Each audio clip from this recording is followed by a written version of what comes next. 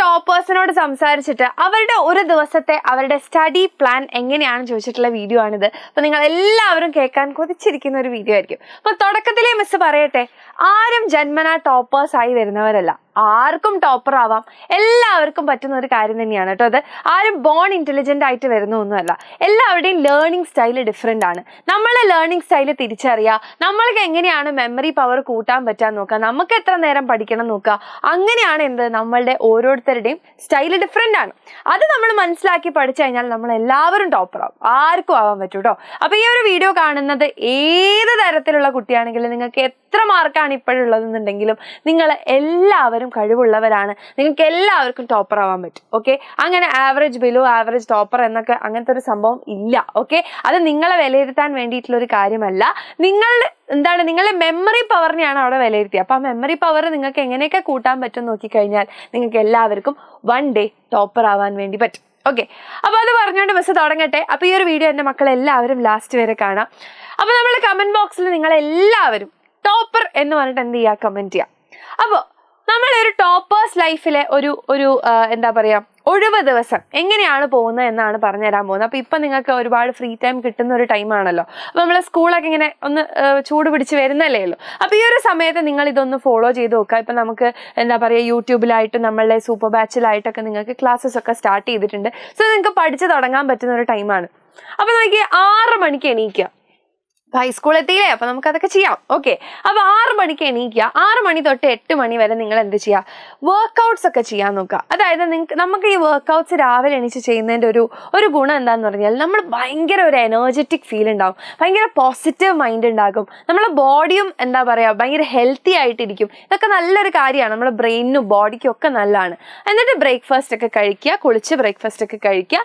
Then ഏറ്റവും effective ആയിട്ടുള്ള ഒരു സംഭവമാണ് ഫ്ലാഷ് കാർഡ്സ് എന്ന് പറയുന്നത്. എന്താ ഫ്ലാഷ് കാർഡ്സ് പറഞ്ഞാൽ നിങ്ങൾക്ക് തന്നെ ഉണ്ടാക്കാം. വീട്ടിൽ ചാർട്ട് പേപ്പറോ അല്ലെങ്കിൽ നോർമൽ A4 സൈസ് പേപ്പറൊക്കെ ഉണ്ടെങ്കിൽ ഒരു കുഞ്ഞ് പീസ്, നമ്മൾ കള്ളനും പോലീസൊക്കെ കളിക്കുമ്പോൾ വെട്ടില്ലേ, അങ്ങനെ കുഞ്ഞ് പീസായിട്ട് കട്ട് ചെയ്യുക. എന്നിട്ട് നിങ്ങൾക്ക് ഓർത്ത് വെക്കാൻ ബുദ്ധിമുട്ടുള്ള ബയോളജിയിലെ ഡയഗ്രാംസ് ആയിക്കോട്ടെ, കെമിസ്ട്രിയിലെ ഏതെങ്കിലും ഒരു എന്താ പറയുക കെമിക്കൽ ഇക്വേഷൻ ആയിക്കോട്ടെ, അല്ലെങ്കിൽ ഫിസിക്സിലെ ഏതെങ്കിലും ഒരു ഇക്വേഷൻ ആയിക്കോട്ടെ, അങ്ങനെ എന്തോ ആയിക്കോട്ടെ, അത് നിങ്ങൾ എന്ത് ചെയ്യുക, ആ ഒരു കുഞ്ഞ് പേപ്പറിൽ നിങ്ങൾക്ക് എഴുതി വെക്കാം. എന്നിട്ട് ഡെയിലി നമ്മൾ ഈ യൂനോ കാർഡ്സ് ഒക്കെ ഉണ്ടാവില്ല, അതുമാതിരി അടുക്കി വെച്ചിട്ട് നമ്മളിങ്ങനെ ഡെയിലി രാവിലെ എണീറ്റിട്ട് ഇതൊന്ന് വായിച്ചു നോക്കാം.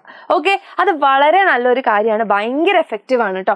അതിനുശേഷം ഒരു 8:30 to 11:30 നിങ്ങൾ എന്ത് ചെയ്യുക, ഫോക്കസ്ഡ് സബ്ജക്ട്സ് ആയിട്ട്. അപ്പം നമ്മൾ രാവിലെ എണീറ്റ് ആ ഒരു സമയമാകുമ്പോൾ നമുക്ക് കുറച്ചും കൂടി ഒരു പ്രസൻസ് ഓഫ് മൈൻഡ് ഉണ്ടാകും. അപ്പം നിങ്ങൾക്ക് കുറച്ച് ടഫായിട്ടുള്ള സബ്ജക്റ്റ് ഒക്കെ നിങ്ങൾ എന്ത് ചെയ്യുക, ഒന്ന് ഫോക്കസ് ചെയ്ത് നിങ്ങൾ ഇരുത്തി പഠിക്കേണ്ട സംഭവങ്ങൾ ഈ രാവിലെ ടൈമിൽ പഠിക്കാൻ നോക്കുക. ഓക്കെ, എന്നിട്ട് ഒരു 11:30 to 12 നിങ്ങൾക്ക് ബ്രേക്ക് എടുക്കാം. പാട്ട് കേൾക്കാം, TV ആണെങ്കിൽ അങ്ങനെ, മൊബൈൽ ആണെങ്കിൽ അങ്ങനെ, എന്താണോ നിങ്ങളുടെ വീട്ടിൽ നിങ്ങളെ പേരൻസ് പറയുന്നത് അതിനനുസരിച്ച് ചെയ്യുക.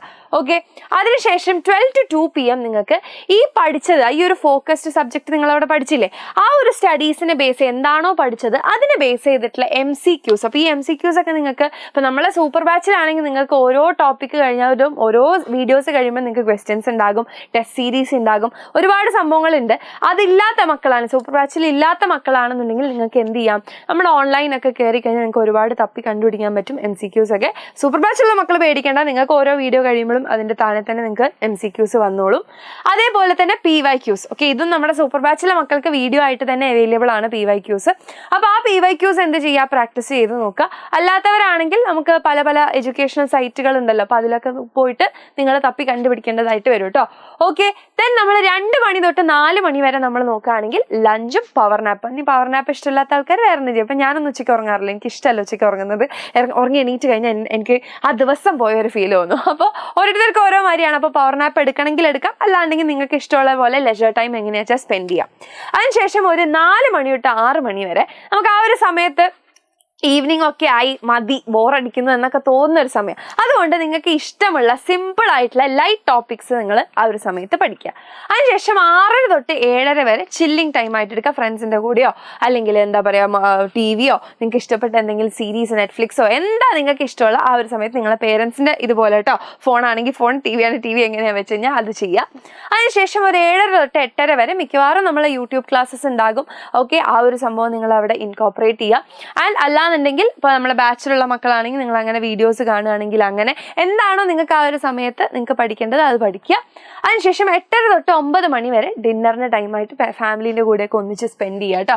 അതിനുശേഷം ഒരു 9 മണി തൊട്ട് 10 മണി വരെ അന്ന് നിങ്ങൾ പഠിച്ച എല്ലാ കാര്യങ്ങളും, ക്വസ്റ്റ്യൻസ് ആയിക്കോട്ടെ, നിങ്ങൾ പഠിച്ചതായിക്കോട്ടെ, യൂട്യൂബ് ക്ലാസ് കണ്ടിട്ടെങ്കിൽ അത്, റെക്കോർഡഡ് ക്ലാസ് കണ്ടിട്ടെങ്കിൽ നമ്മുടെ ബാച്ചിലുള്ള മക്കളാണെങ്കിൽ അത്, അന്ന് നിങ്ങൾ എന്തൊക്കെ പഠിച്ചോ അതൊന്ന് വേഗം ഒന്ന് മറച്ചു നോക്കുക, ഒന്ന് റിവൈസ് ചെയ്യുക. ആൻഡ് അടുത്ത ദിവസം നിങ്ങൾ എന്തൊക്കെ പഠിക്കണം, നിങ്ങൾ എന്തൊക്കെ ചെയ്യും എന്നുള്ളത് ജസ്റ്റ് ഒന്ന് പ്ലാൻ ചെയ്യാം. ഓക്കെ, ആ ഒരു പ്ലാൻ ചെയ്യുമ്പോൾ നമുക്കൊരു ബോധം ഉണ്ടാവും എത്രത്തോളം നമുക്ക് തീർക്കാനുണ്ട് എന്നുള്ളത്. ഓക്കെ, അപ്പോൾ അത് കറക്റ്റ് അതിന് ആ ഒരു പ്ലാനിനനുസരിച്ച് പോയിട്ടില്ലെങ്കിലും കുഴപ്പമില്ല, പക്ഷെ നിങ്ങൾക്കൊരു ഐഡിയ ഉണ്ടാവും നാളെ എന്തൊക്കെ ഞാൻ ചെയ്യണം എന്നുള്ളത്.